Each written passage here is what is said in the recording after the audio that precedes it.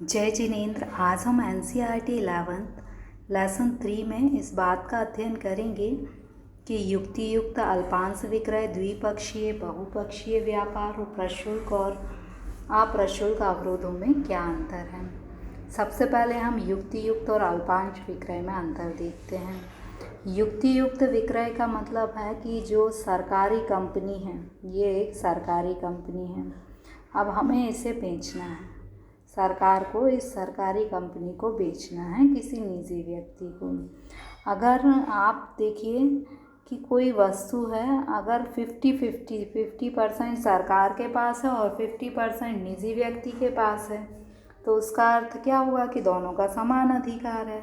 लेकिन अगर 50% से ज़्यादा निजी के पास हो तो हम क्या कहेंगे कि निजी का अधिकार है, और 50% से ज़्यादा सरकार के पास वस्तु है तो हम क्या कहेंगे, सरकार का अधिकार है। तो यहाँ 51% की वैल्यू बहुत ज़्यादा है और 49% भी क्या है, इम्पॉर्टेंट फिगर है, क्योंकि यदि किसी के पास 51 है तो हमने कहा इसका अधिकार है, तो दूसरे के पास तो 49% है, केवल 2% कम है। लेकिन हम क्या कहेंगे कि बहुमत तो किसके पास है, 51% के पास, इसलिए 51% वाले का इस चीज़ पर अधिकार है। अब हम ये देखते हैं युक्ति युक्त विक्रय।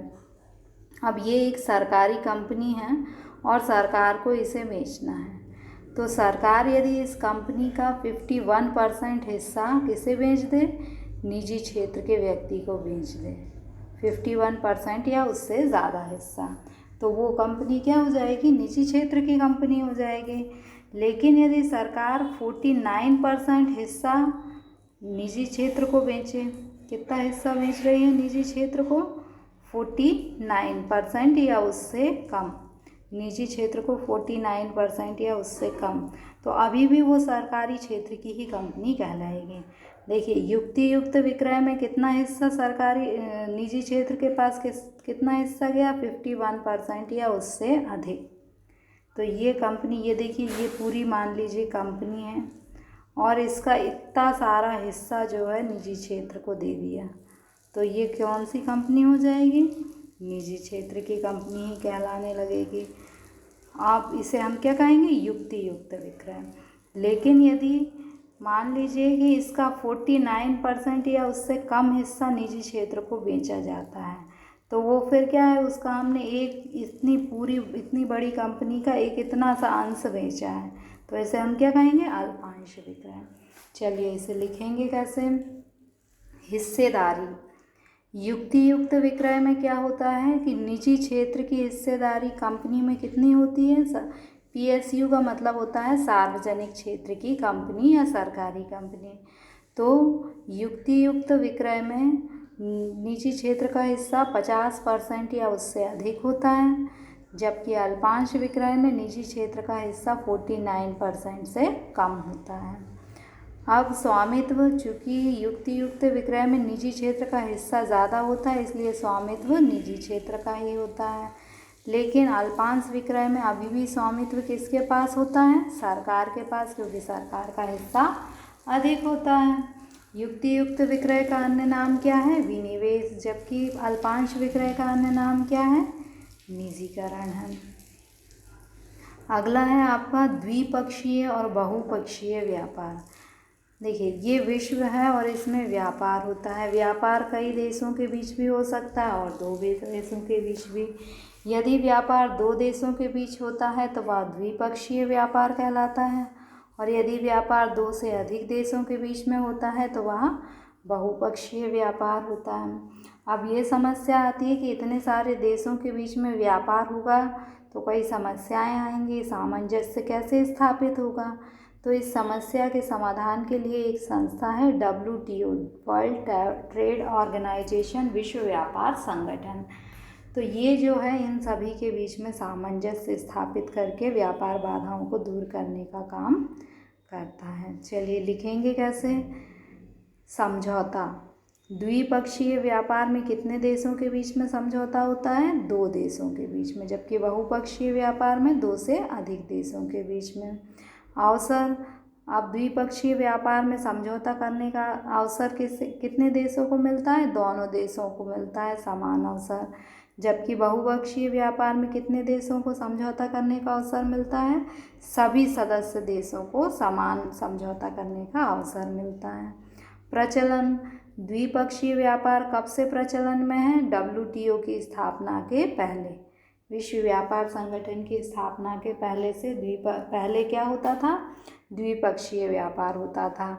लेकिन अब WTO की स्थापना के बाद क्या है? अब बहुपक्षीय व्यापार प्रचलन में आ गया है। अगला है प्रशुल्क और अप्रशुल्क अवरोध। प्रशुल्क को हम शुल्क भी बोल सकते हैं और प्रशुल्क को शुल्क बोलते हैं, और अप्रशुल्क को गैर टैरिफ। प्रशुल्क को टैरिफ और अप्रशुल्क को गैर टैरिफ बोलते हैं। तो अब हमें देखना है कि प्रशुल्क क्या होता है और प्रशुल्क क्या होता है। प्रशुल्क मतलब टैरिफ और अप्रशुल्क मीन्स नॉन टैरिफ। अब प्रशुल्क क्या होता है कि जब विदेश से हमारे देश में कोई सामान आता है तो हम कोई देश ये चाहता है कि हमारे देश में विदेशों से कम वस्तुएं आएँ, क्योंकि यदि हम सभी वस्तुएं विदेशों से ही आयात करेंगे तो हमारे देश के लोगों को रोज़गार कैसे मिलेगा। तो हमारे देश में आयात कम हो, इसके लिए हम कई प्रकार की बाधाएं लगा सकते हैं। पहली बाधा तो है टैरिफ। टैरिफ मीन्स आपने शुल्क लगा दिया, कर लगा दिया। विदेश से कोई वस्तु आई तो आपने उस पर कर लगा दिया, पैसे ले लिए, तो ये क्या होगा? प्रशुल्क बाधा।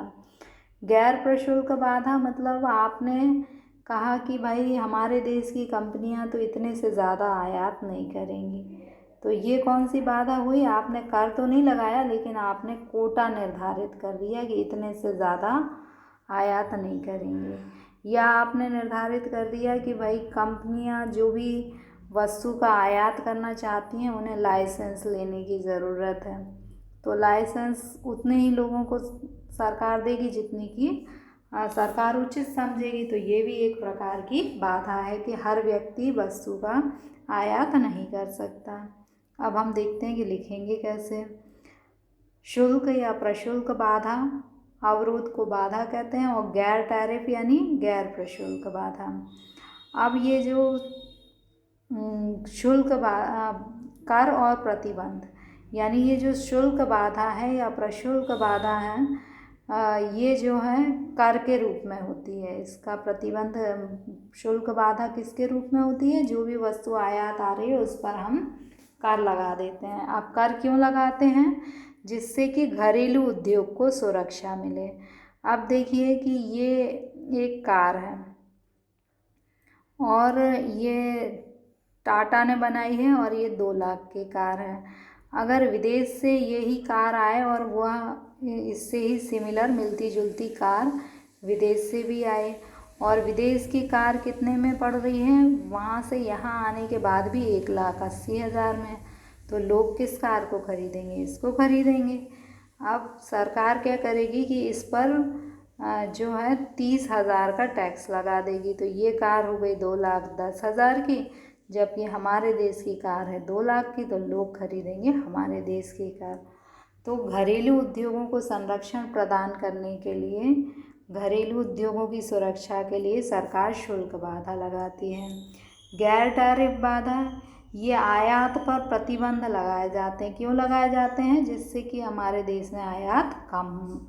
तो शुल्क बाधा कर है और जबकि गैर प्रशुल्क बाधा क्या है? प्रतिबंध है। उदाहरण, जब विदेश से हमारे देश में कोई वस्तु आती है तो उस पर कस्टम ड्यूटी, इम्पोर्ट ड्यूटी लगती है, तो वह शुल्क बाधा है, प्रशुल्क बाधा है। और यदि सरकार कोटा, लाइसेंस आदि निर्धारित कर देती है तो वह गैर प्रशुल्क, गैर टैरिफ बाधा हो गई। अब शुल्क बाधा में क्या होता है कि जैसे विदेश से हमारे देश में कोई वस्तु आई तो हमने उसकी भौतिक मात्रा या मूल्य के आधार पर कर लगा दिया, तो वो क्या हुई? शुल्क बाधा। जबकि यदि हमने उस पर गुणवत्ता के आधार पर कोई बाधा लगाई है तो वो क्या हो जाएगा? टैरिफ हो जाएगा। गैर टैरिफ बाधा, गुणवत्ता यानी हम ये कहें कि भाई हम दूसरे देश से वस्तु का इसलिए आयात नहीं कर सकते क्योंकि दूसरे देश की वस्तु की गुणवत्ता अच्छी नहीं है, तो ये क्या हो जाएगी, गैर टैरिफ बाधा हो जाएगी। Strategic sale and minority sale में डिफरेंस देखना है। स्ट्रैटेजिक सेल में क्या होता है कि जो गवर्नमेंट PSU होते हैं, गवर्नमेंट के